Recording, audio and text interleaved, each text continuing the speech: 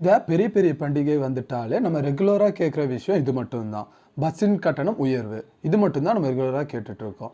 இதுக்காக நம்ம தமிழ்நாடு அரசு பார்த்தீங்கன்னா, எப்பப்போ இந்த பிரச்சனை வருதோ, அப்பல்லாம் பார்த்தீங்கன்னா, ஏதாச்சும் ஒரு நடவடிக்கை எடுத்து தான் இருக்காங்க. ஆனா, நடவடிக்கை என்னதான் எடுத்தாலும், சில பேருந்துகள் பார்த்தீங்கன்னா, அவங்க வைக்கிறது தான் அங்க ரேட்டு.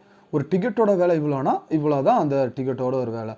இத தடுக்கணும்னா, நம்ம அரசாங்கம் தமிழ்நாடு அரசாங்கம் இப்ப எடுக்கிற நடவடிக்கைய பார்த்தீங்கன்னா, மிக கடுமையான நடவடிக்கை எடுக்க வேணும். இப்ப அடுத்தது பார்த்தீங்கன்னா, பொங்கல் கூட வரப்போகுது.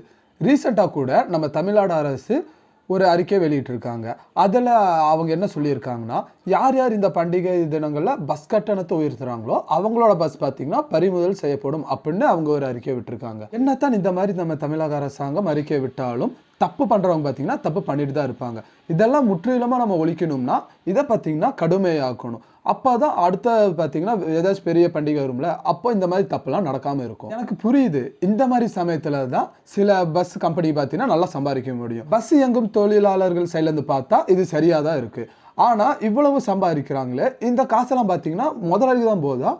இல்ல அங்க அந்த பஸ்ல வேலை பார்க்குறாங்கல்ல, அவங்களுக்கும் ஏதாச்சும் உயர்வு கிடைக்குதா? அப்படின்னு எனக்கு தெரியல. இந்த வீடியோவை யாராச்சும் பஸ் ஓட்டுநர் பார்த்துட்டு இருந்தீங்கன்னா, அது கீழ இருக்க கமெண்ட்ஸ்ல கண்டிப்பா சொல்லிட்டு போங்க. இதுவே பயணிகள் சைட்லேருந்து பார்த்தா, அவங்க சைட்லேருந்தும் இது சரியா தான் தோணுது. அவங்க பார்த்தீங்கன்னா, கஷ்டப்பட்டு ஊர விட்டு ஊர் வந்து பார்த்தீங்கன்னா, சம்பாரிச்சுட்டு, இப்போ இந்த மாரி பெரிய ஃபெஸ்டிவல் டைம் தான் அவங்க ஊருக்கு போகும்போது ஏதாச்சும் வாங்கிட்டு போகணும், அப்படிலாம் பிளான் பண்ணி வச்சிருப்பாங்க. இந்த மாரி கட்டண உயர்வால் அவங்க பார்த்தீங்கன்னா, ரொம்பவே சிரமத்துக்கு ஆளாகுறான்னு சொல்லலாம். இதை கருத்தில் கொண்டு நம்ம தமிழ்நாடு அரசு பார்த்தீங்கன்னா, ஒரு சுமூகமான தீர்வு காண வேண்டும் அப்படின்னு தான் என்னோட தாட்டு. இதுதான் நான் ரொம்ப நாளா பேசணும்னு இருந்தேன். நான் பேசினதுல ஏதாச்சும் தப்பு இருந்துச்சுன்னா, அது கீழ இருக்க கமெண்ட்ஸ்ல கண்டிப்பா சொல்லிட்டு போங்க. இல்ல இந்த மாரி உங்களுக்கும் ஏதாச்சும் அனுபவம் இருந்துச்சுன்னா, அதையும் கமெண்ட் செக்ஷன்ல கீழ சொல்லிட்டு போங்க. சரிங்களா?